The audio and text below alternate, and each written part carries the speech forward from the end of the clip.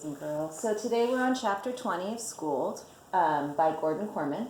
And today I want to focus on sensory details. And what that means is that the author has used very specific language to help us make a picture in our head, to envision.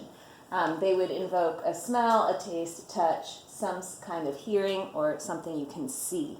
Often they do that with a metaphor or an idiom. And what we want to do is we want to notice it and then say, this sensory detail made me realize. What does it help us understand about the story? Chapter 20, Capricorn Anderson. I don't remember exactly when I stopped keeping count of how many people's names I knew. It was somewhere in the 300s, and the total had to be even higher now. The yearbooks made the biggest difference. I'd look at those little black and white pictures, and suddenly an image of someone I'd seen around school would pop into my head, and poof, I'd know another student.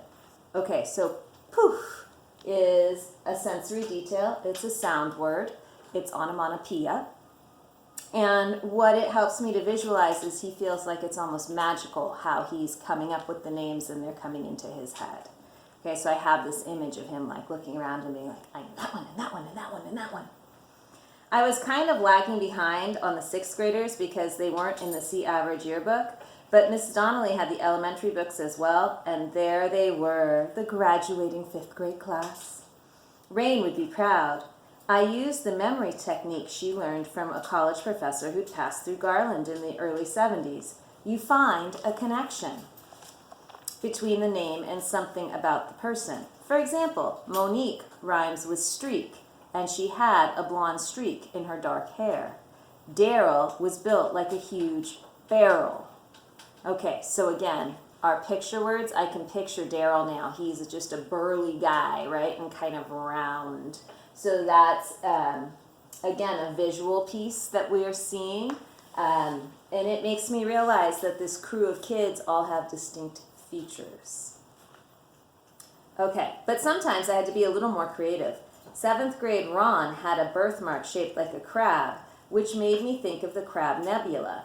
Astronomy. It sounds difficult, but once your brain is used to working that way, it happens almost automatically. For someone who grew up knowing only one person, suddenly knowing hundreds of them was a little intimidating. But I had to admit it was kind of wonderful too. In Sophie's opinion, studying old yearbooks was just another reason why I had to get a life. Of all the things she said to me, this was maybe the most baffling. How could I get a life when I was already alive? We were seeing less and less of each other, despite the fact that we were in the same house. Sophie's driving test was in a week, so she never passed up a chance to practice with her mother. And she wasn't watching TV with me anymore because Trigonometry and Tears had gone into reruns, which meant they were showing old stories that we'd already seen. I thought it was fantastic because it gave you another chance to notice things you might have missed the first time round. She rolled her eyes at me. We just saw this episode 2 weeks ago. LaShonda flunks home ec and gets caught lending Troy's letter jacket to that college guy she'd been dating on the side. I wished she hadn't said that because I wanted to be surprised again, even though I knew it was going to happen. But she'd been fairly upbeat lately. She was excited about her road test and so happy with her bracelet. I was thrilled that I'd been able to do that for her. The best thing about being 8th grade president was definitely the checks Mr. Kazaski had given me. It was funny. A money-obsessed world was the main reason Rain had dropped out and formed Garland. Yet, in my experience, money was really excellent. And every time I spent it, someone ended up smiling.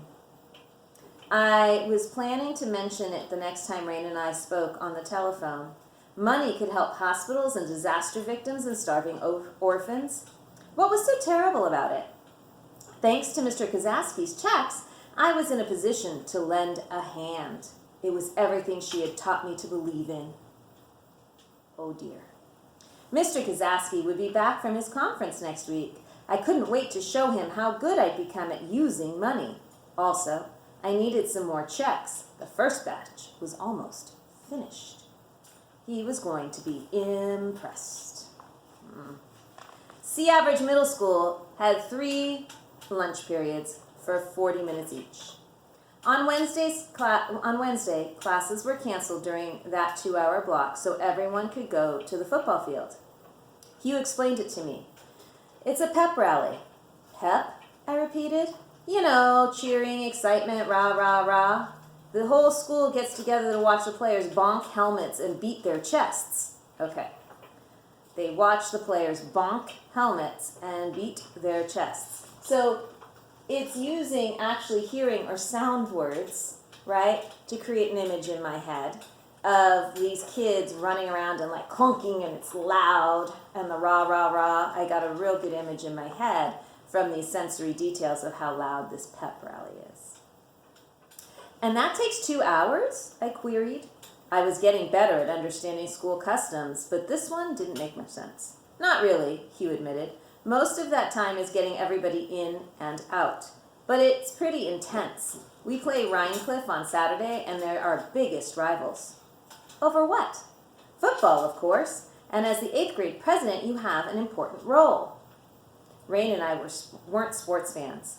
What with the obsession of winning and losing, but I couldn't disappoint everybody after they'd made me feel so welcome. I followed Hugh into the mass migration of students heading out of the building at 11:15.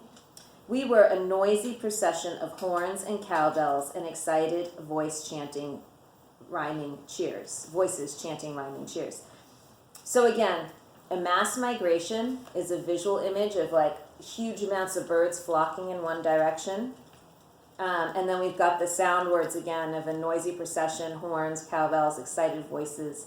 So again, we're using our sensory details to show, not tell, the chaos of this situation and help me envision it. It was hard not to be swept up in it, even though I wasn't sure what it was about. So much of school was like that, more a feeling than anything of substance. Well, that's a statement. What's my part in all of this? I asked Hugh. He led me away from the crowd, thundering onto the metal bleachers and into a low hut marked locker rooms. We slipped through a door that said visitors. Hugh plucked a set of large padsockle wall hook and placed them on my shoulders. You're going to be out there with the team. I was alarmed. I don't know how to play football. Don't worry, he soothed me. It isn't a game. You just have to show your support for the team. As if on cue, the PA system crackled to life. Faculty and students, give it up for your very own Claveridge Condors! Running feet clattered in the hall outside. The field exploded with cheers. Even more deafening was the metallic boom of thousands of feet on the bleachers. A band was playing, but it was barely audible over the crowd noise. So a ton of sound words in there to make that picture, again, of a huge swarm of students all getting super excited. Am I late? I asked anxiously. No, Hugh replied. You're going to be right on time. He eased a yellow football jersey over my head and began tucking my hair under a matching helmet. Maybe I need a bigger hat, I suggested. Maybe you need a haircut, he countered, cramming the bulky headgear into place. A face guard lowered itself over my field of vision. I felt like I was peering out from behind a fence. Is that really necessary? I asked. Definitely. For an instant, I thought he looked kind of sad. I was concerned. Is everything okay? When is everything ever okay with me? He complained. Now, get out there and make the school proud. He pointed me through the doorway, which led down a concrete tunnel and onto the field. The crowd noise swelled to a deafening crescendo. But you know how cheers sound friendly? This was different, angrier, mean even. I scanned the bleachers and saw a sea of hostile faces staring straight at me. But I was here to support our team. I started walking toward the players just as they started toward me and began to pick up speed. I could feel the ground shake as they reached a full-on stampede. Uh-oh. The ground shake, again, sensory detail, it's touch, and then they reached a full-on stampede. Okay, so that's a visual of like buffalo. Not good for Cap at all. So again, those sensory details And comparing the football team to a stampede is your metaphor, because it's not using like or as. Oh, the ground shake as they reached a full-on stampede. Yeah. It was then that I made a startling discovery. They were all dressed in football uniforms like I was, but their jerseys were blue and red, not yellow like mine. I peered down at my chest and read, upside down, a single word, Rhinecliff. Why was I dressed as the other team? And there it is, boys and girls. I'll see you in class. Bye.